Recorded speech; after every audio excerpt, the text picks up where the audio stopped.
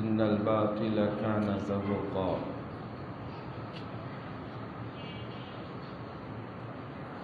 عن أبي هريرة رضي الله عنه قال قال رسول الله صلى الله عليه وسلم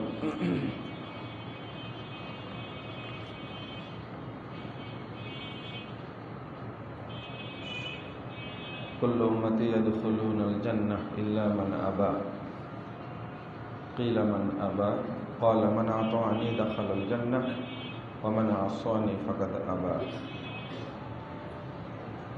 رواه البخاري وقال عليه الصلاة والسلام إن من تواضع لله رفعه رواه مسلم যাবতীয় হামদ সানা মহান রব্বুল আলামিনের জন্য দরুদ ও তাসলিম বর্ষিত হোক শেষ নবী আহমদ মুস্তাফা মুহাম্মদ মুস্তাফা সাল্লাল্লাহু আলাইহি ওয়াসাল্লামের প্রতি।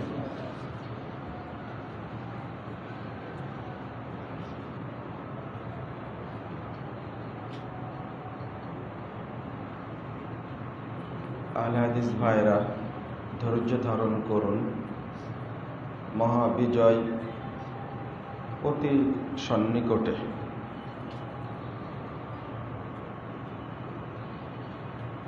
আল্লাহ রাব্বুল আলামিন বলছেন সূরা বানী ইসরাঈল 81 নম্বর আয়াত, ওয়াকুল জাআল হক ওয়া জাহাকাল বাতিল ইন্নাল বাতিলা কানা যাহুকা।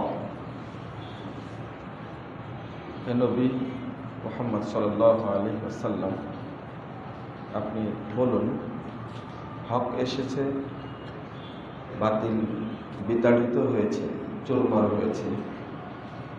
ইন্নাল বাতিলা কানা যাহুকা, নিশ্চয় বাতিল ধ্বংসযোগ্য, ধ্বংস হবেই, এটা নিশ্চিহ্ন হবেই।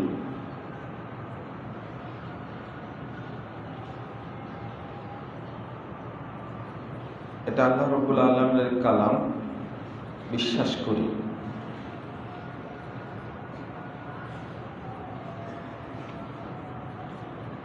বাস্তবায়ন হতে দেরি হলেও আল্লাহ এক সময় বাস্তবায়ন করেন, যেহেতু কালামুল্লাহ। সূরা আনফাল 8 নম্বর আয়াতে বলছেন লিয়ুহিক্কাল হাক্কা ওয়া ইউবতিলাল বাতিল ওয়ালাউ কারিহাল মুজরিমুন।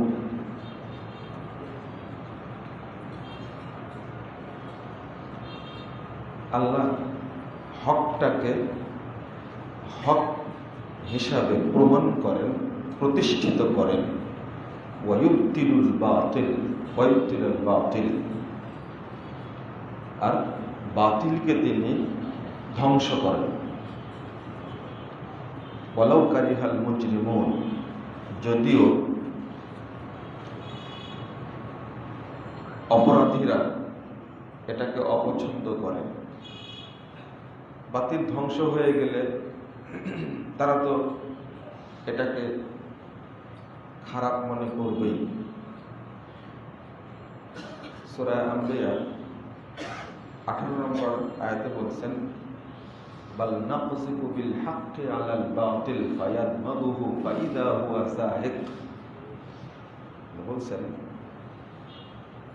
নাকযিফু বিল হক আলাল বাতিল, আমি হকটাকে বাতিলের উপরে নিক্ষেপ করি। নাকযিফু বিল হক বাতিল আলাল হক আলাল বাতিল, হকটাকে বাতিলের উপরে আমি নিক্ষেপ করি।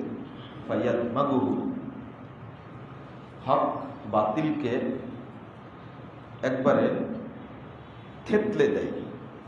ফাইদা হুয়া যাহিক, তখন বাতিলটা একেবারে চূর্ণ বিচূর্ণ হয়ে নিশ্চিহ্ন হয়ে যায়। এটা কার কথা? আল্লাহর কথা। বাল নাকযিফু বিল হক আলাল বাতিল ফায়াদমাগুহু ফাইদা হুয়া যাহিক।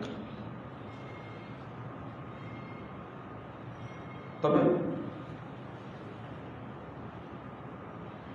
রাসূলুল্লাহ সাল্লাল্লাহু আলাইহি ওয়াসাল্লাম ওই আয়াতটা সেই দিন পড়েছিলেন। সহিহ বুখারীর প্রথম খণ্ডের 36 পৃষ্ঠায় বর্ণিত হয়েছে যে আয়াতটি প্রথমে অনুবাদ করলাম মক্কা বিজয়ের দিনে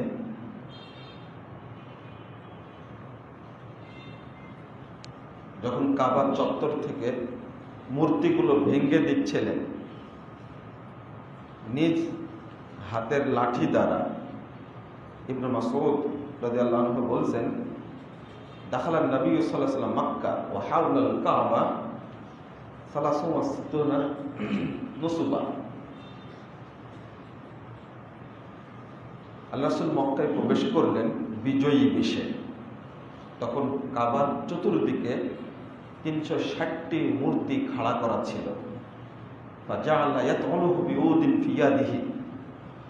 আল্লাহ রাসূলের হাতে থাকা লাঠি দ্বারা মূর্তিগুলোকে ভেঙ্গে চুরমার করে দিচ্ছিলেন, আর বীরের ভাব নিয়ে অত্যন্ত বীরত্ব প্রদর্শন করে বলছিলেন, অকুল জাগাল হক ওয়া জাহাকাল বাতিল ইন্নাল বাতিলা কানা যাহুকা। হক এসেছে, আল্লাহ শিখিয়ে দিচ্ছেন, আল্লাহ বলে দিচ্ছেন, মুহাম্মদ তুমি ঘোষণা করো, হক এসেছে, বাতিল চুরমার হয়েছে, বাতিল চুরমার হওয়ারই যোগ্য। এক নিমিষে এক হাতে মুহূর্তের মধ্যে 360টি মূর্তি ভেঙ্গে চুরমার করে দিলেন। খালিদ বিন ওয়ালিদকে বললেন, যাও উজ্জা নামক যে মূর্তি আছে ওটাকে জিন ওটাকে মেরে ফেলে দিয়ে আসো। ওরা তো লাত উজ্জার পূজা করত, আল্লাহর নামটা বিকৃত করে ওরা রাখছিল লাত, আর আল আজিজ নামটাকে বিকৃত করে রাখছিল উজ্জা। এই উজ্জা নগ্ন জিন, মীর জিন এ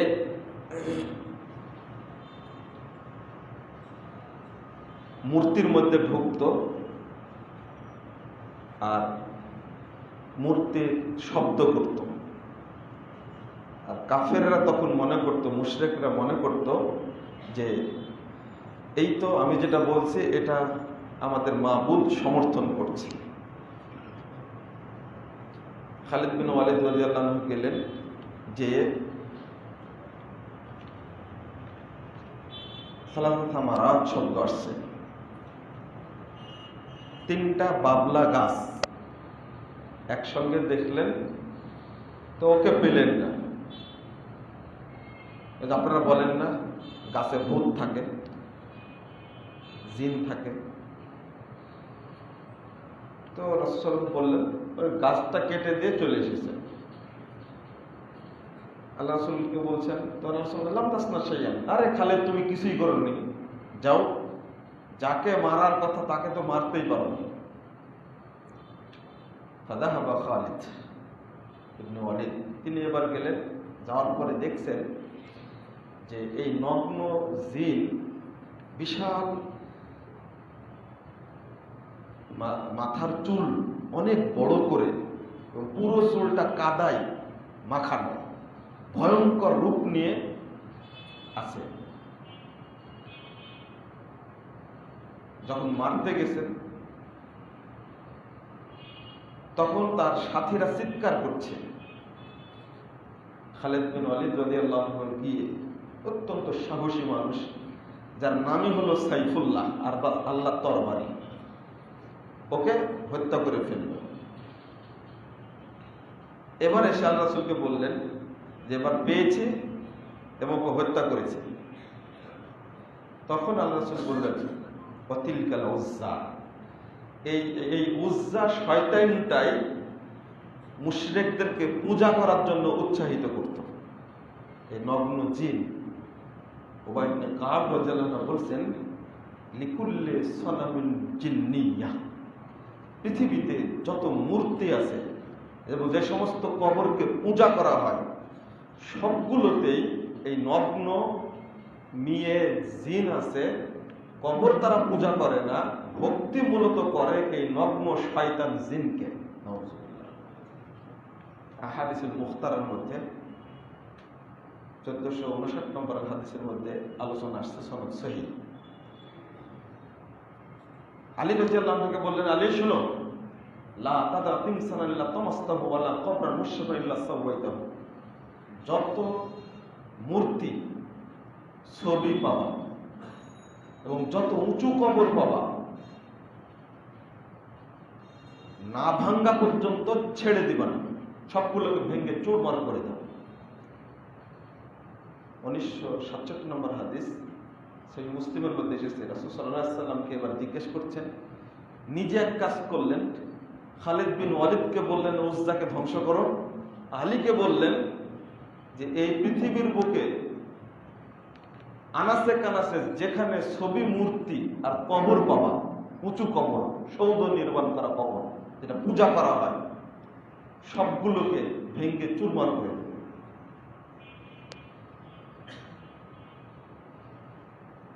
সাহাবীরা জিজ্ঞেস করছেন এই অবস্থা থেকে, লিমাদা আরসালাকা রাব্বুক, আল্লাহ সাল্লাল্লাহু আলাইহি আপনাকে কেন পাঠাইছে পৃথিবীতে? রাসূল সাল্লাল্লাহু আলাইহি ওয়াসাল্লাম বলছেন, লিসিলাতিল আরহাম, আত্মীয় সম্পর্ক দৃঢ় করার জন্য, ওয়ালি কাসরিল আওসান, মূর্তি ভেঙে চুরমার করার জন্য, আইয়ুহাদাল্লাহ তাআলা ফিল আরদ লা ইশরাকু বিহি শাইআ, আর সারা পৃথিবীতে তাওহীদ প্রতিষ্ঠার জন্য কোথাও যেন শিরিক না চলে। জানাই দিলেন কারণটা কি? শিরিকের মূল উৎস হলো ছবি এবং মূর্তি এবং কবর, শিরিকের উৎস। রাসূল সাল্লাল্লাহু আলাইহি ওয়াসাল্লাম এই উৎস ভেঙ্গে দিয়েই তাওহীদ প্রতিষ্ঠার কথা বলেছিলেন। এটা হলো মক্কা বিজয়ের পরের অবস্থা। কিন্তু এই বীরত্ব, এই অবস্থা সৃষ্টির জন্য তাকে অন্তত 13 আর 2 15টি বছর কঠোর পরিশ্রম করতে হয়েছে, ধৈর্য ধারণ করতে হয়েছে, নির্যাতনের ভাগিদার হতে হয়েছে, অনেক নির্যাতনের শিকার হয়েছে। যাকে এক বাক্যে আল আমিন বলে বিশ্বাস করত মক্কার সর্বস্তরের মানুষ, যখন হকের দাওয়াত নিয়ে তিনি উপস্থিত হলেন, তখন ওই লোকটিকে তারা সবাই কাজ্জাব বা মহা মিথ্যাবাদী বলে ঘোষণা দিয়েছে। লেজ কাটা বলে 14টা উপাধি দিয়েছিল। সবচেয়ে নোংরা, নির্বংশ, খোঁজা, পুরুষত্বহীন, মিথ্যুক, আত্মসৎকারী, ধোঁকাবাজ, এভাবে 14টা উপাধি দিয়েছিল নাউজুবিল্লাহ। অথচ তারাই জানতো একমাত্র আমাদের মধ্যে মুহাম্মাদই সবচেয়ে বিশ্বস্ত, এই জন্য তার নাম, উপাধি দিয়েছিল কি? আল আমিন। সত্য সবাই গ্রহণ করতে পারে না। যারাই হকের প্রচার নিয়ে সামনে আসবে, তাদের সামনে অসংখ্য বাধা আসবে। আর যারা বাধা দিবে তারা সাধারণত 3 শ্রেণীর মানুষ। এক শ্রেণীর প্রথম হলো যারা ধর্ম ব্যবসায়ী, যারা ধর্ম নিয়ে ব্যবসা করে। পৃথিবীর যত শাসক, যত নেতৃস্থানীয় ব্যক্তি, যত রাজা বাদশা, সবাই ধর্মকে ব্যবহার করেই মানুষের কাঁধে বসেছে এবং পেশাব করে দিয়েছে। এটা সারা পৃথিবীর নিয়মই। এটা আবু জাহাল কত বদের বদ। বদর যুদ্ধের দিনে মানুষকে বোঝানোর জন্য, ও কি জানে না যে মুহাম্মদ হক? কাবা ঘরের গেলাপ ধরে দোয়া করছে, আল্লাহুম্মা ইন কানা মুহাম্মাদুন হাক্কান ফানসুরহু ওয়া ইন কুননা হাক্কান ফানসুরনা। আল্লাহ, যদি মুহাম্মদ হক হয়ে থাকে তাহলে তুমি তাকে বিজয় দাও, আর আমরা যদি হক হয়ে থাকে তা আমাদেরই বিজয় দাও। আবু জাহাল নাম ছিল আবুল হাকাম, সবচেয়ে বুদ্ধিমান লোক। ইসলাম তাকে চিত্রিত করেছে আবু জাহাল বলে। আগে ছিল জ্ঞানের পিতা, পরে হয়েছে কি মূর্খের পিতা।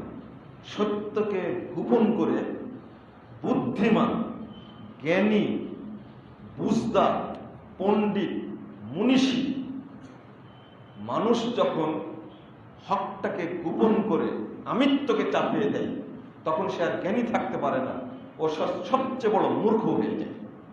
ইসলাম তাকে মূর্খ বলেছে। ও হলো জ্ঞান পাপী, জ্ঞান তাপস না, ও জ্ঞান পাপী। তাই করেছে, ধর্মকে ব্যবহার করে মানুষকে জানিয়েছে যে কি চমৎকার ব্যাপার। আবু জাহাল তো কাবার ইবাদত করে, কাবাকে ভালোবাসে, তাকে নেতা বানিয়ে দিয়েছে। নমরুদও তাই করেছে, ফেরাউনও তাই করেছে। যুগে যুগে এমনটাই হয়েছে। আর এই সমস্ত ধাপ্পাবাজ মানুষগুলোকে সর্বত্র সহযোগিতা করেছে ধর্ম ব্যবসায়ী যারা, তারা। প্রথম বাধা আসবে ধর্ম ব্যবসায়ীদের পক্ষ থেকে, দ্বিতীয় বাধা আসবে আপনার সরাসরি পরিবার থেকে, তৃতীয় বাধা আসবে সরাসরি প্রশাসন থেকে। তখন আর আপনার কিছু করার থাকবে না। এই বাধাকে ডিঙ্গিয়ে ধৈর্যের সাথে দাওয়াতি কাজ করে সমাজ অর্থাৎ তাওহীদের বিপ্লবকে সামনে নিয়ে আসতে হবে। চরম ধৈর্যের পরিচয় দিতে হবে। এখানে বিজয় নেওয়ার জন্য ধৈর্য প্রয়োজন। রাসূলুল্লাহ সাল্লাল্লাহু আলাইহি ওয়াসাল্লাম কত ধৈর্য ধারণ করেছেন। সহিহ বুখারীর 3678 নম্বর হাদিসটা খুলুন। ইবনে মাসউদ রাদিয়াল্লাহু আনহু বলছেন, মিন আশাদ্দিন নাস আবগাযাল মুশরিকুন। মুশরিকরা আল্লাহ রাসূলের প্রতি সবচেয়ে বেশি অত্যাচার করেছে। ফাজা ইয়াওমান উতবা ইবনে আবি মুআইত। আল্লাহ রাসূল কাবাগর চত্বরে সেজদা দিচ্ছেন, আর উতবা ইবনে আবি মুআইত এই বদমাশটা এসে ফাখানাহু খানকান শাদীদা, তার চাদরটা দিয়ে আল্লাহ রাসূলের গলাটা পেঁচিয়ে ধরে তাকে কাবা চত্বরে মানে ছেঁচড়ে নিয়ে যাচ্ছে, গলায় ফাঁস দিয়ে টানছে। সহিহ বুখারীর হাদিস। ফাজার আবু বকর রাদিয়াল্লাহু আনহু দৌড় দিয়ে এসে বলছেন, আতাকতুল রাজুলান ইয়াকুলু রাব্বি আল্লাহ ওয়া জাআকুম বিল বাইয়িনাত। হায় আক্ষেপ, তোমরা কি ওই লোকটাকে হত্যা করতে চাচ্ছ যে লোকটা বলে যে আমার রব আল্লাহ, আর তিনি আল্লাহর পক্ষ থেকে দলিল নিয়ে আসছেন আমাদের জন্য। তারা এই ধরনের মানুষকে তোমরা হত্যা করতে চাচ্ছ। আল্লাহ রাসূল কাবা চত্বরে সেজদা দিচ্ছেন আর তার গলায় ফাঁস দিয়ে মেরে ফেলার জন্য টেনে নিয়ে ঘুরছেন। আর একটা রিওয়ায়াত এসেছে, যখনই সেজদা দিয়েছে তখনই বদমাশ রাসূল সাল্লাল্লাহু আলাইহি ওয়াসাল্লামের ঘাড়ের উপরে এক পা, মাথার উপরে আর এক পা দিয়ে দাঁড়িয়ে আছে। সহিহ বুখারীর 450 পৃষ্ঠা খোলেন। এখানেও এটাও রাবী ইবনে মাসউদ রাদিয়াল্লাহু আনহু তিনি বলছেন যে গত কয়েকদিন আগে জবে করা উটের ভুঁড়ি আল্লাহ রাসূলের মাথার উপরে চাপিয়ে দিয়েছে, সেজদা দিয়ে আছেন, মাথা তুলতে পারছে না। পাশে থেকে একজন গিয়ে খবর দিচ্ছেন ফাতেমা রাদিয়াল্লাহু আনহাকে যে তোমার বাপের মাথার উপরে দেখো ওরা ভুঁড়ি চাপিয়ে দিয়েছে। চিৎকার করতে করতে এসে ভুঁড়িটা নামিয়ে দিল। আর আবু জেহাল গান এই বদগুলো বাহির থেকে হাসছে যে মোহাম্মদ আজকে শেষ। রাসূল সাল্লাল্লাহু আলাইহি ওয়াসাল্লাম এত দুঃখিত হয়েছিলেন, এত কষ্ট পেয়েছিলেন, সেদিন বরদাস্ত করতে পারেননি। আল্লাহ রাসূল মাথা তুলেই বলছিলেন, আল্লাহুম্মা আলাইকা বিকুরাইশ, আল্লাহুম্মা আলাইকা বিকুরাইশ, আল্লাহুম্মা আলাইকা বিকুরাইশ। আল্লাহ তুমি কুরাইশকে ধ্বংস করো, আল্লাহ তুমি এই কুরাইশকে ধ্বংস করো, আল্লাহ তুমি এই কুরাইশকে ধ্বংস করো।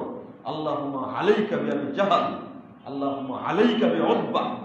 এইভাবে নাম নিতে নিতে 7 জনের নাম নিয়েছিলেন। সহিহ বুখারীর হাদিস। আল্লাহ রাসূলের দোয়া কবুল হয়েছিল আরো 10 বছর পরে। এত কষ্ট দিয়েছে।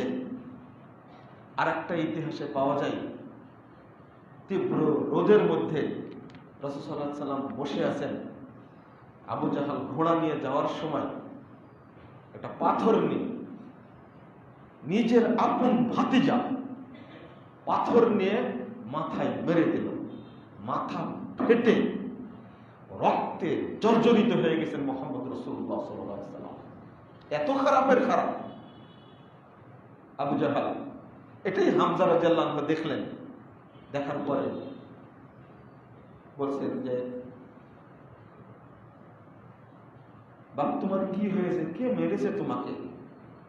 টকটকে চেহারা, পাথরের আঘাতে একেবারে জীর্ণ হয়ে গেছে, সাহস পাচ্ছেন না বলতে। কসম করে বলছে, রবের কসম বলো যে এই শাস্তি তোমাকে দিয়েছে তার বিচার না করা পর্যন্ত আমি হামজা বাড়িতে ঢুকবো না। বললে যে চাচাই মেরেছে আমাকে, আবু জাহালি মারছে। তাই বের হলেন, তরবারি নিয়ে কোথাও খুঁজে না পেয়ে পরে শুনছেন আবু জাহাল হামজার বাড়িতে আশ্রয় নিয়েছে। এটা হলো ওদের বাঁচার একটা পথ। নিজ বাড়িতে শত্রু আশ্রয় নিলে জাহেলি যুগে তারা প্রতিশোধ নিত না। তারা সবচেয়ে জাহেলি যুগের সবচেয়ে বড় একটা গুণ ছিল অতিথি পরায়ণ। ঢুকেই আবু জাহালকে দেখে প্রতিশোধ নিতে পারলেন না, তবে ঘোষণা দিলেন, আবু জাহাল তুমি আমার নিরীহ ভাতিজার উপরে যে অত্যাচার করেছ তার বদলা হিসাবে মুহাম্মদের আনিত ইসলাম কবুল করলাম এবং আমি আজকেই তার কাছে গিয়ে কালেমা পড়ে আনি। এবং ওই দিন থেকে হামজা ইসলাম গ্রহণ করেছে। এক হামজা ইসলাম গ্রহণ করা মানে কি চিন্তা করতে পেরেছেন? 2 হাতে একমাত্র সাহাবী যুদ্ধের ময়দানে 2 হাতে তরবারি পরিচালনা করতে পারতেন, তিনি হলেন হামজা রাদিয়াল্লাহু আনহু। তিনি হলেন সাইয়্যিদুশ শুহাদা। যত শহীদ হয়েছেন তাদের সর্দার হবেন জান্নাতে, কাল কিয়ামতে বলে সর্দার হবেন তিনি। হামজা ইসলাম গ্রহণ করেছেন, একটা পাথরের আঘাত পেয়েছেন, তো তার বদলা হিসাবে রাসূল সাল্লাল্লাহু আলাইহি ওয়াসাল্লামকে বিশাল শক্তি দিয়ে দিয়েছেন আল্লাহ মক্কার মুখে। এরপরে পেয়ে গেলেন উমরে ফারুককে। আর কে কথা বলবেন বিরুদ্ধে? এরপরে অত্যাচারের সীমা ছিল না, অনেক অত্যাচার হয়েছে। তাড়াতাড়ি বিজয় অর্জন করবেন এটা ভাবলেন কি করে? তায়েফে গেলেন, এটাও সহিহ বুখারীর হাদিস, যেখান থেকে বললাম ওখানেই খুলে। এমন অত্যাচার করেছে কল্পনার বাহিরে।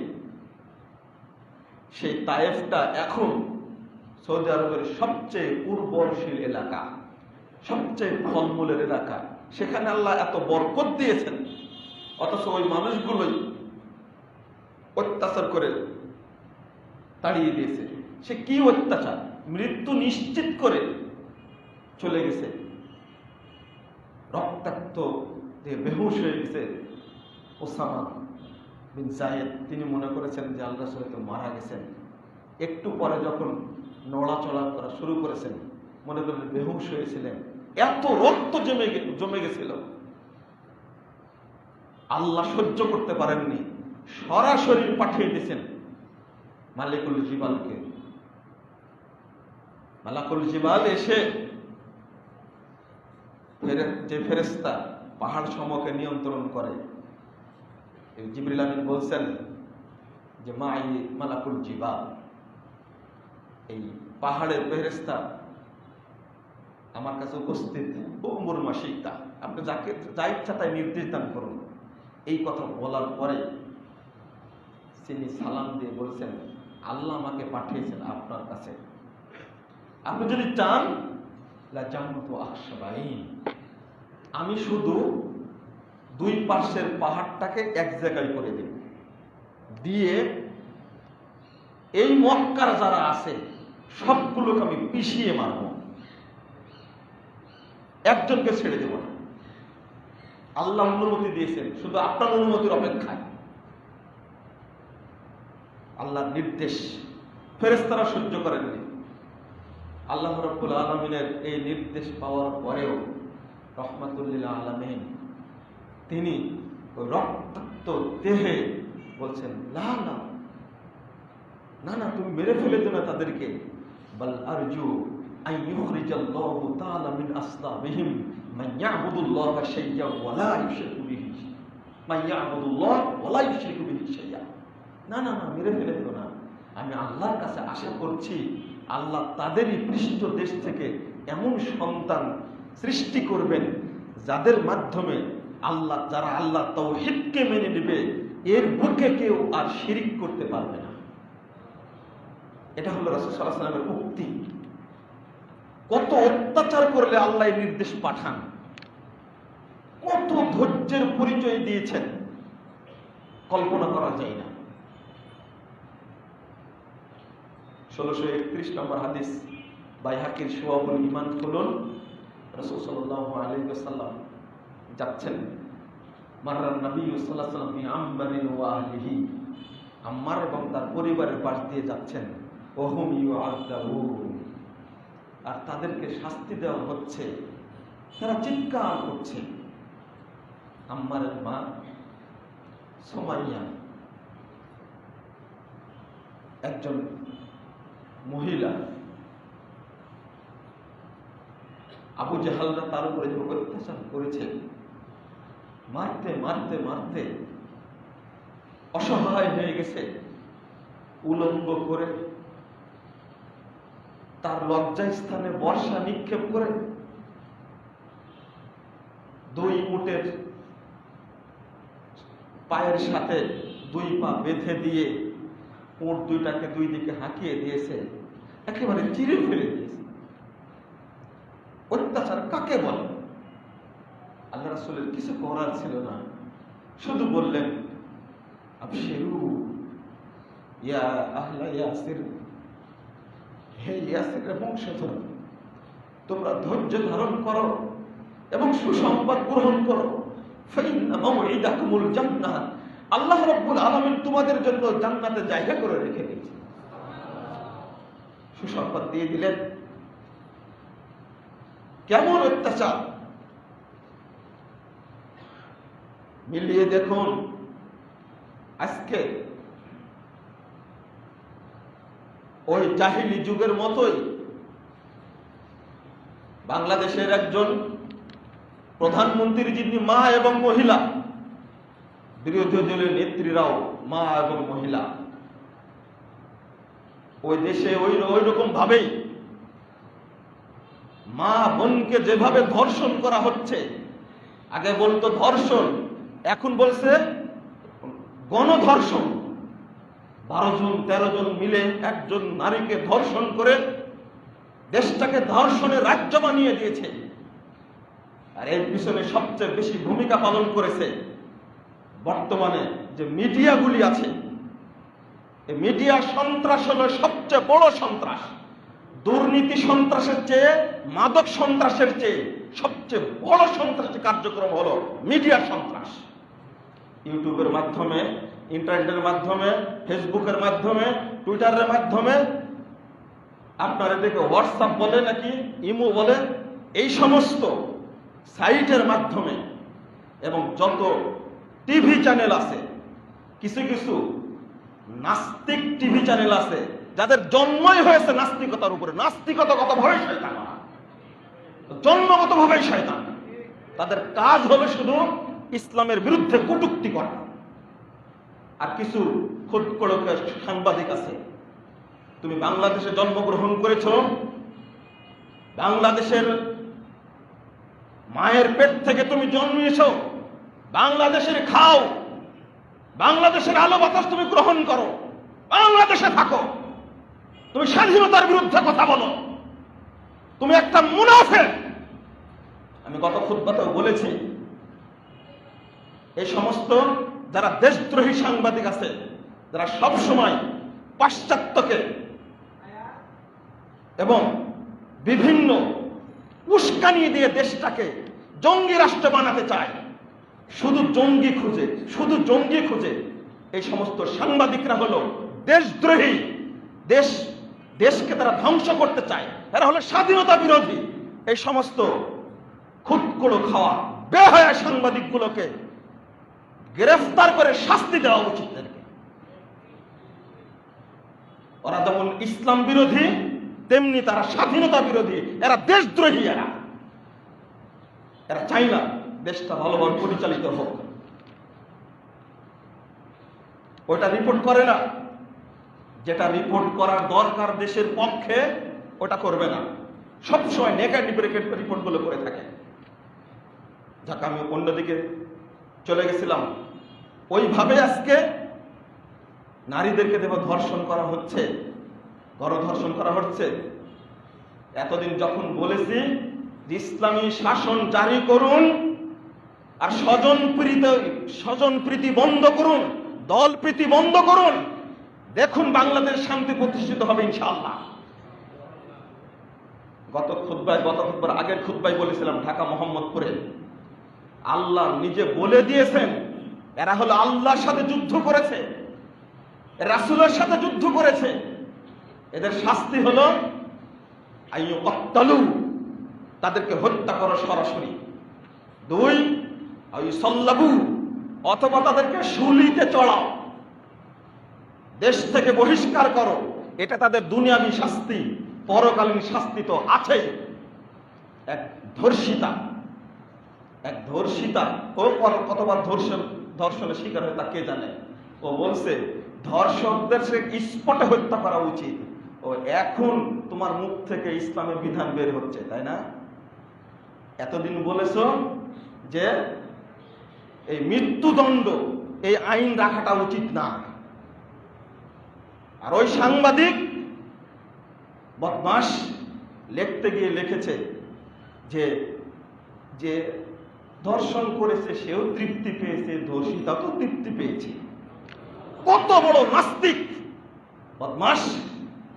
এই ধর্ষিতা যদি তোর মা হতো, এই ধর্ষিতা যদি তোর বোন হতো, এই ধর্ষিতা যদি তোর বউ হতো, তুই কি উক্তি করতে? বদমাস কথা!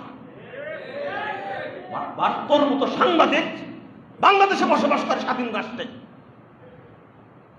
টিভি চ্যানেলগুলো এই সমস্ত সাংবাদিককে দেখতে পায় না, তাদেরকে ধরতে পারে না। জন্মগতভাবেই নাস্তিকেরা এই সমস্ত কথাও লিখতে পারে, বলতে পারে। ধর্ষণকে কি উস্কিয়ে দিল না? আর যত দোষ বক্তাদের, তাই না? বক্তারা সব সময় এই নারীদেরকে পোশাক পরিহিত ঘরের মধ্যে অবস্থান করার কথা বলে, আমরা বলি। তবে কিছু ব্যাকুব বক্তা আছে যা মঞ্চে গিয়ে গান গায় না? কিছু ব্যাকুব আছে, এইগুলো বক্তা না, এরা হলো তক্তা। এটা হলো ইবলিশ শয়তানের নগ্ন মূর্তি। এগুলো সব যাদের কারণে ইসলামের বদনামটা। আমাদের বক্তব্য শুনুন, বক্তব্য আমরা কি কথা বলে থাকি। দুর্ভাগ্য হলো এই যে যাচাই বাছাইয়ের লোক নাই, যেটা সামনে পাই ওটাই বলতে চাই। যাচাই করার লোক নাই, বাছাই করার লোক নাই, চিন্তা করার লোক নাই। আর মিডিয়ার সামনে আসতে পারলেই মনে করে যে মুই কি হনু রে, একবারে কি ঘটেছে চিন্তা করে না, ভাবনা করে না, লাইভ এসে 2টা কথা বলে দিল, আর বললাম যে হ্যাঁ আমি অনেক কিছু হয়ে গেছি। কিন্তু ওইটা নিয়ে ভাবলো না, চিন্তা করলো না, এই কারণে বিভ্রান্তিটা বেশি।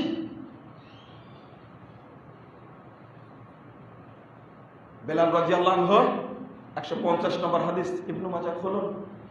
রাসূল সাল্লাল্লাহু আলাইহি ওয়াসাল্লাম বলছেন 7 জন ব্যক্তির মাধ্যমে ইসলাম প্রথম উপকৃত হয়েছে, আর এই 7 জনেই বেশি নির্যাতিত হয়েছে। তার মধ্যে আম্মারের নাম আসছে, তারপরে মিকদাদ ইবনে আসওয়াদের নাম আসছে, তার মধ্যে বেলাল রাদিয়াল্লাহু আনহুর নাম আসছে, তার মধ্যে প্রথম নাম রাসূল সাল্লাল্লাহু আলাইহি ওয়াসাল্লাম, তারপরে আবু বকর রাদিয়াল্লাহু আনহু, তারপরে মোট 7 জন। বেলাল রাদিয়াল্লাহু আনহু সম্পর্কে বলছেন যে এই বেলালকে লোহার পোশাক পরিয়ে তপ্ত মরুভূমিতে ফেলে রাখত, অতঃপর বলে দিত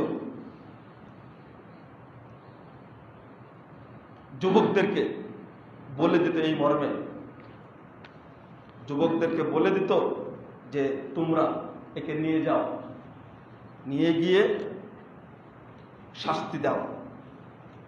সে শাস্তির মাত্রা কেমন আমি আপনাদেরকে হাদিসটা পড়ে দিই। ফাখাযুহুমুল মুশরিকুন, মুশরিকরা তাদেরকে ধরলো। আরেকজনের নাম কি বলছিলাম? আম্মার, তার মা সুমাইয়া। তাহলে এবার 7 জন হলো। ধরলো তারা, ওয়ালবাসুহুম আজরাকাল হাদিদ, লোহার পোশাক পরিয়ে দাও। ওয়াসাহরুহুম বিশামসে, তীব্র সূর্যের রোদে ফেলে রাখো।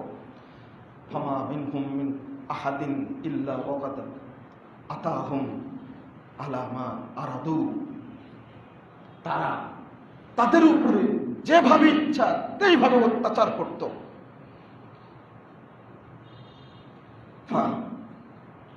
ফাইন্নাহু হানাত আলাইহি নাফসুহু, বেলাল সম্পর্কে বলছেন ফিল্লাহ ওয়া হানাত আলা কওমিহি ফাআখাযুহু, বেলালকে তারা ধরলো। ফাআতুহুল বিলদান, দিয়ে দিল বাচ্চাদেরকে, ছেলেদেরকে দিয়ে দিল, যুবকদেরকে। ফাজালু ইয়াতুফুনা বিহি ওয়া শিয়াবি মক্কা ওয়া হুয়া ইয়াকুল আহাদ আহাদ। তারা বেলালের গলায় দড়ি পেঁচিয়ে মক্কার অলিতে গলিতে রাস্তায় ঘোরাতো আর কষ্ট দিত। আর বেলাল একটা শব্দ বলতেন, আমি এক আল্লাহকে গ্রহণ করেছি, আমি এক আল্লাহকে গ্রহণ করেছি, আমি এক আল্লাহকে গ্রহণ করেছি। কুল হুয়াল্লাহু আহাদ। আহাদ শব্দটা ওইটাই হলো তাওহীদ। মূলত শব্দটা হলো ওয়াহদুন। আরবি কায়দা অনুযায়ী ওয়াহদুন শব্দটা আলিফ হয়ে গেছে, ওয়াওটা আলিফ হয়ে কি হয়েছে? আহাদ হয়েছে।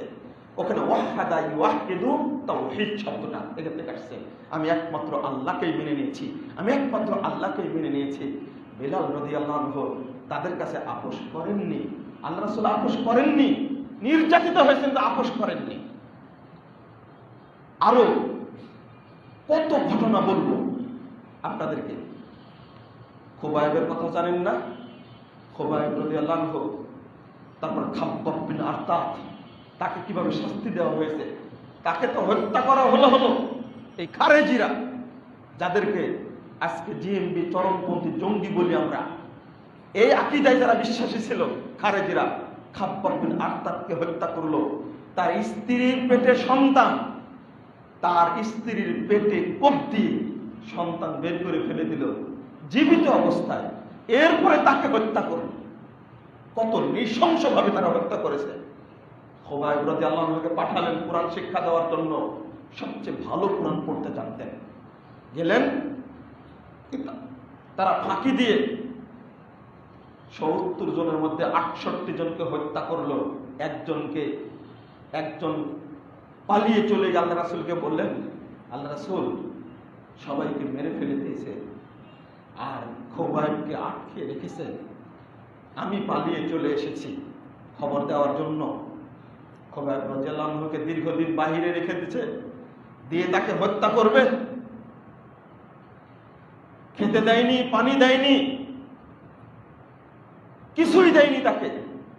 অনেকদিন পরে গিয়ে দেখে মরেনি, শরীরটা বড় খুব সুন্দর তাজা হয়েছে।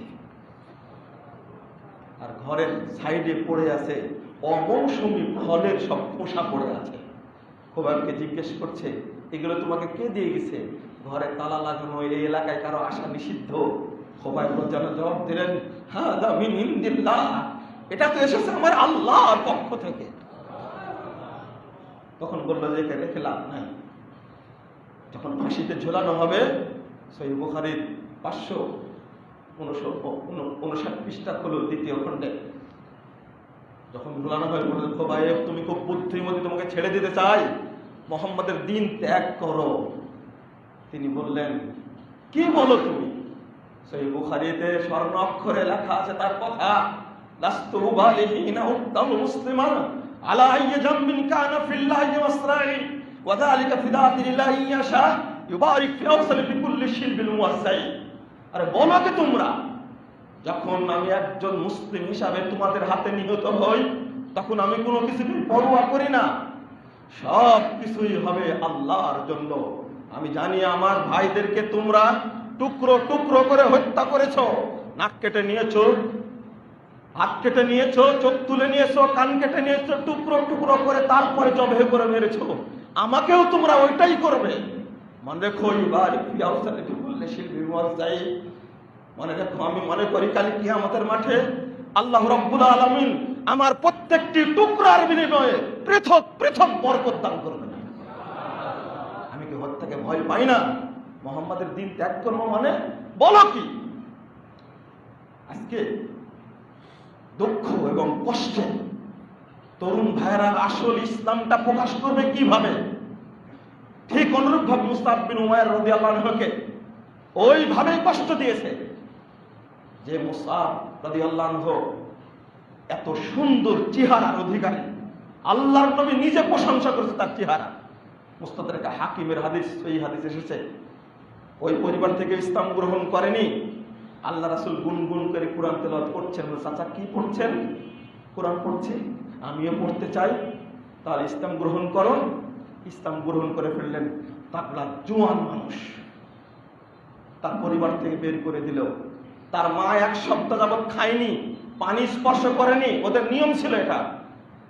ডাকলো মুসআব বিন উমাইরকে, বেটা তুই যদি মুহাম্মাদের দ্বীন ত্যাগ না করিস তাহলে আমি এভাবে মারা যাব।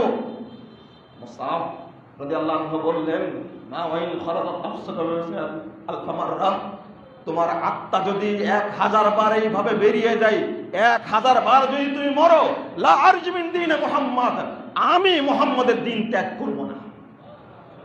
কি স্পিরিট! আল্লাহ রাসূল তাকেই পাঠালেন মদিনায়।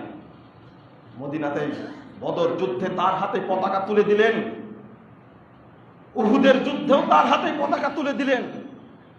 উহুদের যুদ্ধে শাহাদাত বরণ করলেন।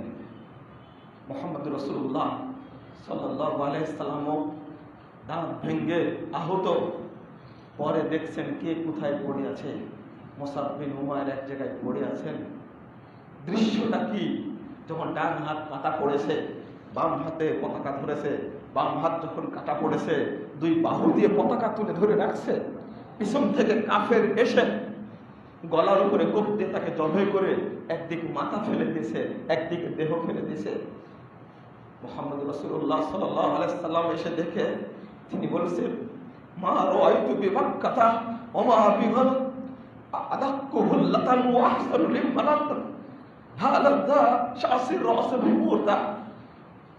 হে মুসআব, আমি তোমার মতো সুন্দর চেহারার ছেলে মক্কাতে দেখিনি।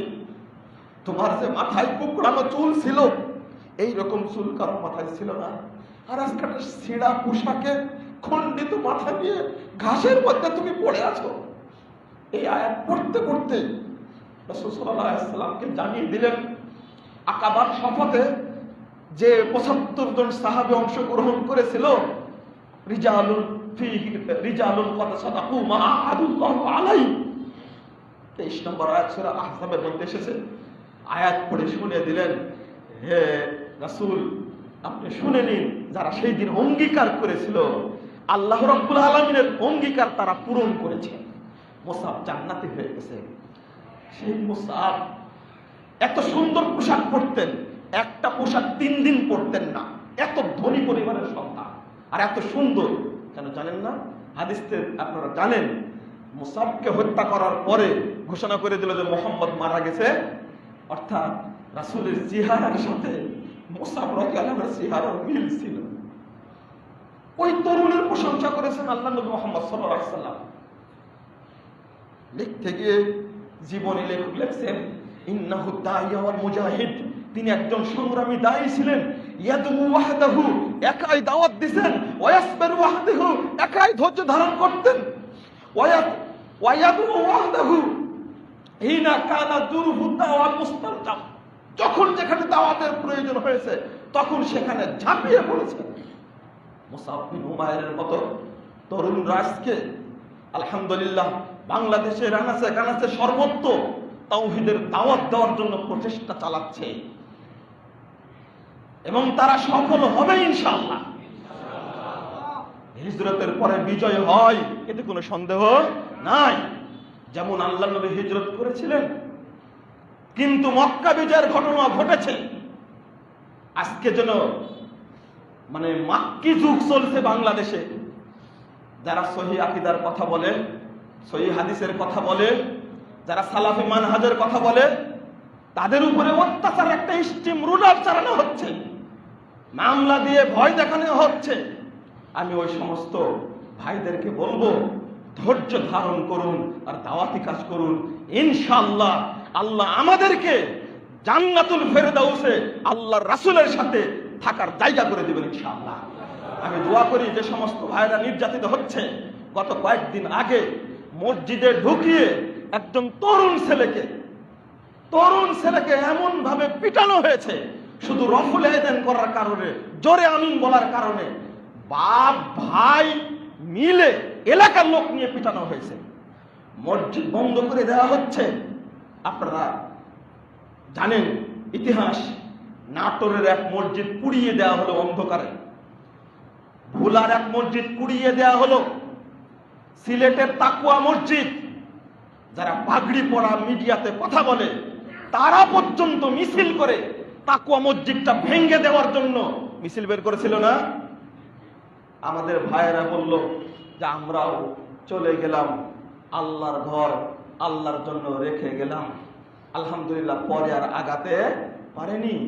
আব্দুল মুত্তালিব যেমন বলেছিল যে আব্রাহা তুমি আমার উটগুলো দিয়ে দাও, আমি তো উটের মালিক। তো তুমি এত স্বার্থপর মানুষ, আমি আসছি কাবা ভাঙতে আর তুমি আসছো উট চাইতে। আব্দুল মুত্তালিব বলেছিলেন যে তুমি বুঝোনি, উটের মালিক আমি আর কাবার মালিক তো আল্লাহ, কাবার মালিক আল্লাহ, আমার উটগুলো দিয়ে দাও। তাই ভৎসনা করছিল আব্রাহা, তুমি নাকি গোত্রপতি, তুমি নাকি কুরাইশ নেতা, তুমি কাবার নিরাপত্তা চিন্তা না করে তুমি তোমার উট নিতে এসেছো। তখন বলছেন আব্রাহা আমি উটের মালিক, কিন্তু কাবার মালিক আল্লাহ, আল্লাহ হেফাজত করবেন। আমাদের খোলা ঘোষণা, যখন মসজিদে দখল করে নাও না কেন ঘোষণা, ওই মসজিদ সরাসরি আল্লাহর ঘর, আল্লাহই ব্যবস্থা নেবেন ইনশাআল্লাহ। বাবরি মসজিদকে যেমন রাম মন্দির তৈরি করা হচ্ছে, ইতিহাস একদিন উল্টা যাবে ইনশাআল্লাহ। একদিন ওই বাবরি মসজিদই থাকবে ইনশাআল্লাহ, রাম মন্দির থাকবে, কোনো সন্দেহ নাই। ওটা বিচার আল্লাহর কাছে দিয়েছে, আল্লাহ করতে পারেন, ওই দিন সামনে আসতে পারেন। যেমন তুরস্কের হায়া সোফিয়া, যেমন তারাই নির্মাণ করেছিল, খ্রিস্টানরাই পূজা করত, ইবাদত করত, কিন্তু আল্লাহ এমন ব্যবস্থা করলেন এই এলাকার সমস্ত মানুষ ইসলাম গ্রহণ করে নিল, আর কেউ গির্জাতে গেল না। অবশেষে তারাই, ওই অমুসলিমরাই, খ্রিস্টানরা ইসলাম গ্রহণ করে পরিত্যক্ত ঘোষণা হওয়ার কারণে ওই মুসলিমরাই হায়া সোফিয়াকে মসজিদ হিসেবে ঘোষণা করে দিল। আবার তার ওই মসজিদটাকে এই বদমাস মোস্তফা কামাল আতাতুর্ক, এই বদমাসটা ওইটাকে আবার মিউজিয়াম ঘোষণা করে দিল। পরবর্তীতে ইতিহাস পাল্টে গেল, আজকে ওই জায়গাতে আবারও মসজিদ হচ্ছে, মসজিদে সেখানে নামাজ হচ্ছে, আজকে হচ্ছে না। আর কিছু নাস্তিক বদমাস বলছে ওই সময়েরই ঘটনা, একই তারিখের ঘটনা, ওরা 25 তারিখ আর 5 তারিখের এরকম ঘটনা। কিছু ব্যাকুব বলল যদি হায়া সোফিয়া মসজিদ হয় তাহলে বাবরি মসজিদ কেন মন্দির হতে পারবে না? কত বড় দেখছেন, কত বড় এই সাংবাদিক, কত বড় বদ চিন্তা করতে পারছেন, কত বড় বাটপার। তুমি হলো জ্ঞান পাপী, তুমি ইতিহাস জানো না। আয়া সোফিয়াকে কি জোর করে মসজিদ বানানো হয়েছে? যারাই পূজা করত, ইবাদত করত খ্রিস্টানরা, তারাই ইসলাম গ্রহণ করে তারাই তাকে মসজিদ হিসাবে ঘোষণা করেছে। তুমি ইতিহাস বিকৃত করে উপস্থাপন করেছো। তুমি আগে ইতিহাস খুলে দেখো। ব্যাপক জ্ঞান পাপী, তুমি কোন পড়াশোনা জানো? তুমি তো ভাব দেখো, ওই পাশ করেছো, ওই পাশ করেছো। এই তথাকথিত কিছু সাংবাদিক আছে, তারা এই কাজগুলো করে থাকে, শুধু উস্কিয়ে দেয়। আমি আল্লাহর কাছে দোয়া করছি, যে সমস্ত ভাইয়েরা আজকে সারা দেশে নির্যাতিত হচ্ছে তাওহীদের দাওয়াত দেওয়ার কারণে, ওই সমস্ত ভাইদের জন্য দোয়া করি, আল্লাহ যেন তাদেরকে হেফাজত করেন। বাংলা ভাষায় খুতবা দিতে দিবে না। আরে মসজিদ তৈরি করেছে আমি, আমার আকীদা হলো রাসূলের আকীদা, আমার আকীদা হলো সাহাবীদের আকীদা। তুমি প্রশাসনের কে? তুমি যে দেশের নাগরিক, আমি ওই দেশের নাগরিক। তুমি যে সংবিধান মানো, আমি ওই সংবিধান মানি। তুমি কিসের চেয়ারম্যান? তুমি কেন বলবে যে খুতবা আরবিতেই দিতে হবে? তুমি এই অধিকার কোথায় থেকে পেলে? তুমি মুহাম্মদ সাল্লাল্লাহু আলাইহি ওয়াসাল্লাম আরবিতে খুতবা দিয়েছেন, এই বেয়াকুবের কথা কে বলেছে? মুহাম্মদ সাল্লাল্লাহু আলাইহি ওয়াসাল্লাম আরবিতে খুতবা দিয়েছে, এই কথা কে বলেছে? মুহাম্মদ সাল্লাল্লাহু আলাইহি ওয়াসাল্লাম মাতৃভাষায় খুতবা দিয়েছেন। তুমি জানো না? তুমি জ্ঞান পাপী কোথাকার। এই কারণে একটা মসজিদ দখল করবে? এটা কি চোর দখল পেয়েছো তুমি? আমি বাংলাদেশের নাগরিক নই? তুমি কে কে চেয়ারম্যান হয়েছো? এসপি সাহেব ডিসিশন দিয়েছেন, ইউনো সাহেব ডিসিশন দিয়েছেন, তুমি মাতবরি করাতে। তুমিও নাগরিক, আমিও নাগরিক। আমি মসজিদ তৈরি করেছি আমার মতো করে, আমি সালাত আদায় করার জন্য। তুমি দেখো এটা কোরআন হাদিস সম্মত কিনা। সব দেশে নিজ ভাষায় খুতবা চলে। বাংলাদেশের কাঠমুল্লা হুজুরগুলো, এই মাজার পূজারীর ব্যবসায়ীগুলো, তারা সাধারণ মূর্খ জনগণকে হাইকোর্ট দেখিয়ে অন্ধ বানিয়ে এই হাওয়ায় লাড্ডুর উপরে ইসলাম চালিয়ে দিয়েছে। ওখান থেকে মানুষ আপগ্রেড হচ্ছে, আলহামদুলিল্লাহ। বিভিন্ন জায়গায় নির্যাতন করছে এইভাবে। বাংলা ভাষায় খুতবা দিতে হবে। আমরা বাংলা ভাষায় না, আমরা মাতৃভাষায় খুতবা দিয়ে থাকি, যেটা রাসূল মুহাম্মদ সাল্লাল্লাহু আলাইহি ওয়াসাল্লাম দিতেন মাতৃভাষায়। আল্লাহ বলে দিয়েছেন সূরা ইব্রাহিম 4 নম্বর আয়াত, আল্লাহ প্রত্যেক নবীকে স্ব ভাষায় নাজিল করেছেন। স্ব ভাষায় নাজিল করেছেন প্রত্যেক নবীকে। মুসা আলাইহিস সালামের ভাষা কি আরবি ছিল? ইব্রাহিম আলাইহিস সালামের কি ভাষা আরবি ছিল? তুমি কি বুঝলে? এক জিনিস বোঝাতে গিয়ে আর একটা বেদাতের আমদানি করেছে। সে বেদাতের আমদানি করেছে কি? যেহেতু আরবি ভাষায় খুতবা দিলে মুসল্লিরা কিছু বুঝে না, এজন্য খুতবার আগে 1 ঘন্টা হুজুরকে দিয়ে ওয়াজ করায় না। মানে এক বেদাত থাকতে গিয়ে আর এক বেদাতের জন্ম হয়েছে, আর এক বেদাত জন্ম নিয়েছে। কোথায় পেয়েছ? আবার হেদায়ের মধ্যে লিখেছে একটি কথা, এত কষ্ট লাগে আপনাকে কি বলবো।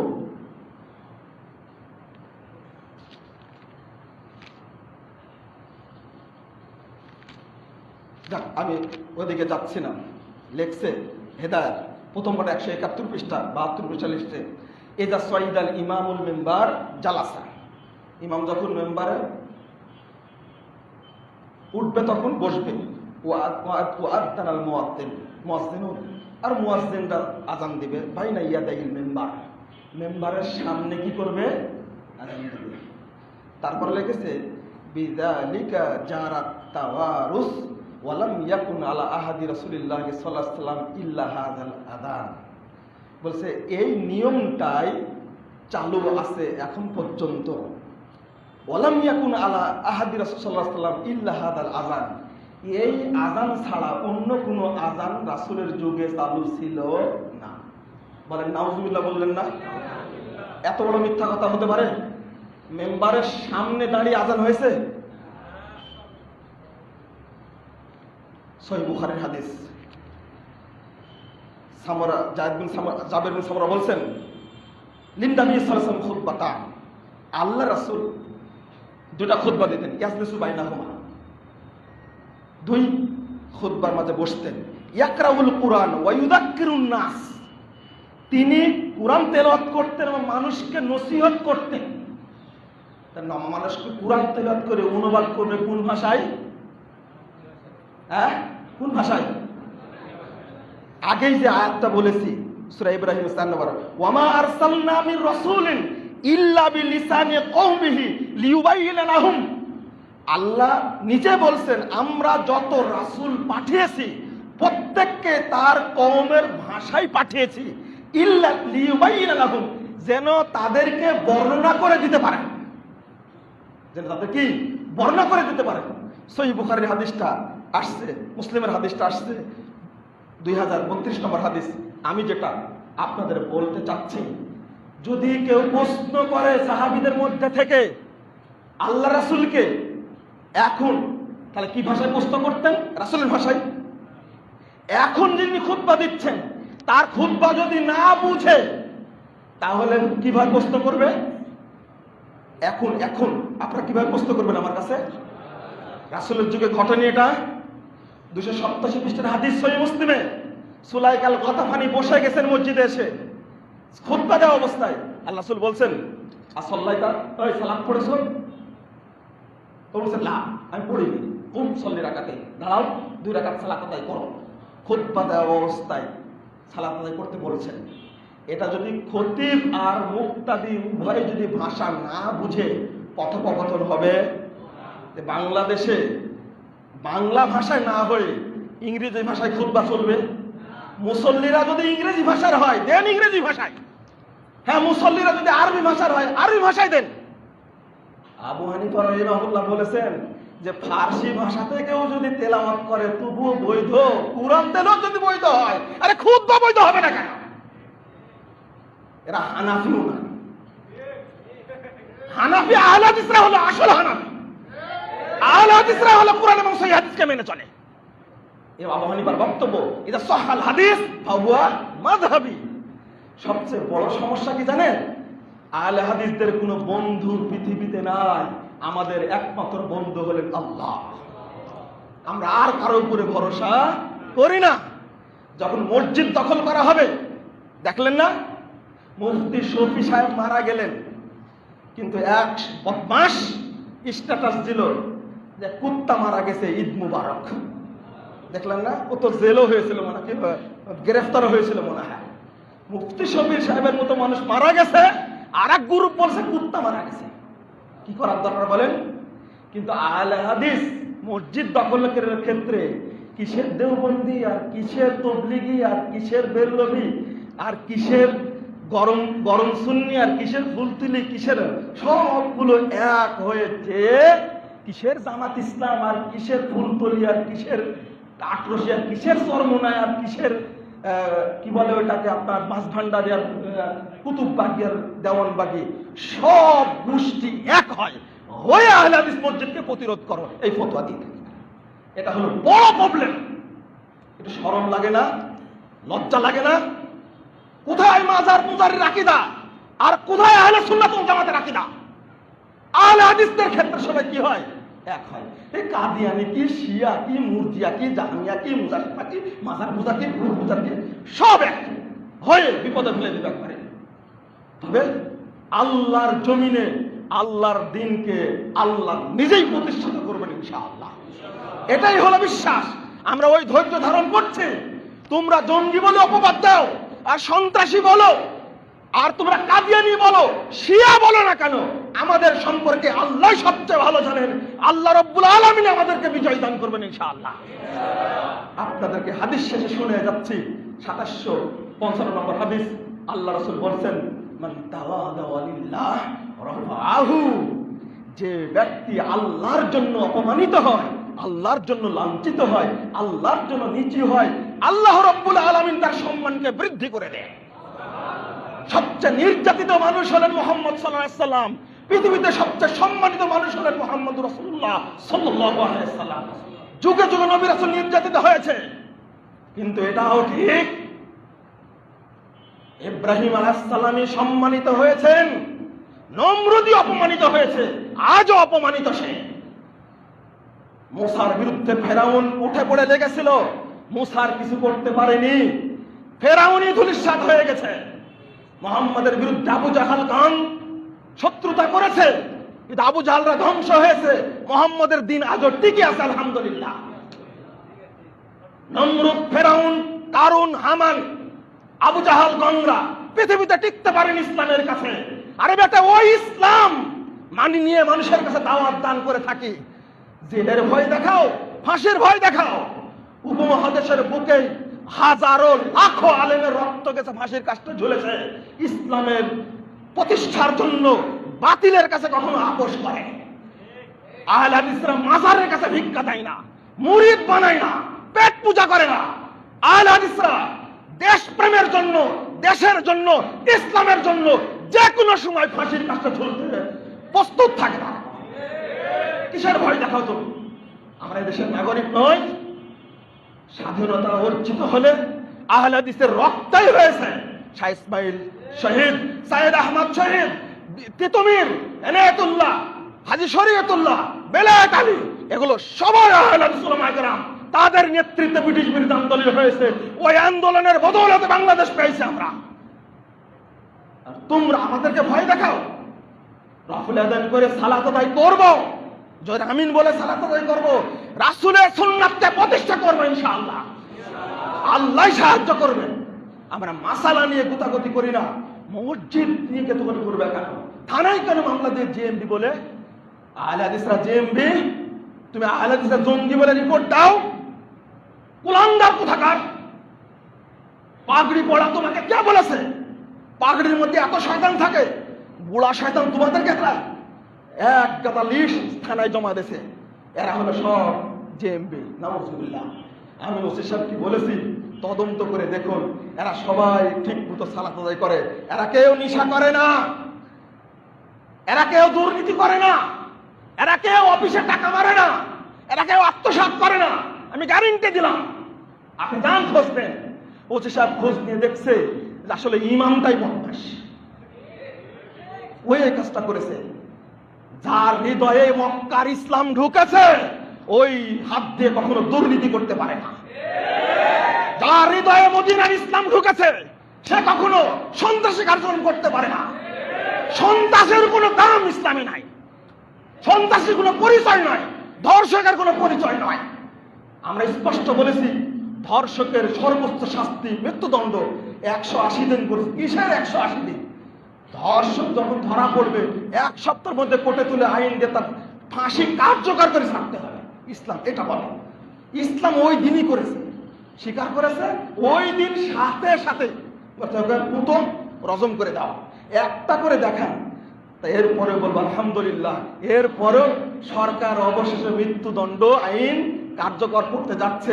গতকাল একটা রেকর্ড তৈরি করেছে বাংলাদেশে, ধর্ষকের শাস্তি মৃত্যুদণ্ড করেছে আলহামদুলিল্লাহ। শেষে ইসলামের কাছে আসতেই হয়। ও আবু সুফিয়ান গেছিল হিরাক্লিয়াসের কাছে, যা মুহাম্মাদের বিরুদ্ধে অনেক কটূক্তি করেছে। তো এদেরকে ডাকলো, আবু সুফিয়ানকে ডাকলো। আবু সুফিয়ান, তোমার অভিযোগ বলো তো। এই অভিযোগ। আবু সুফিয়ান সব শুনে বলছে। আবু সুফিয়ানের কথা শুনে রোম সম্রাট বলছে, ওয়াইন কানা হাক্কান মা তাকুল। আরে আবু সুফিয়ান, তুমি তার বোকা দেখছি। তুমি যে কথাগুলো বললে, তোমার ভাষাই যদি ঠিক হয়, তোমার কথাই যদি সঠিক হয়, মোহাম্মদের যে আদর্শের কথা বললে, তুমি তো মক্কা মদিনায় ভয় করছো। এই মোহাম্মদ তো রোম সম্রাটের সিংহাসন পর্যন্ত অলঙ্কৃত করবে। আরে আবু সুফিয়ান, আমি যদি আজকে মোহাম্মদের সাথে থাকতাম, কাছে থাকতাম,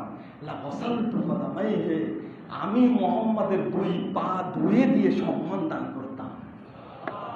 রোম সম্রাট বুঝেছিল ইসলামের, সহিহ বুখারী হাদিস 7 নম্বর হাদিস, রোম সম্রাট ইসলামের বাণী বুঝেছিল। তোমরা মাদ্রাসায় 36 বছর পরেও, 90 বছর বুখারী পড়ানোর পরেও তোমরা ইসলাম বুঝো না। তোমরাকে বুঝা শেখা ইসলামকে। তোমাদের উচিত ছিল।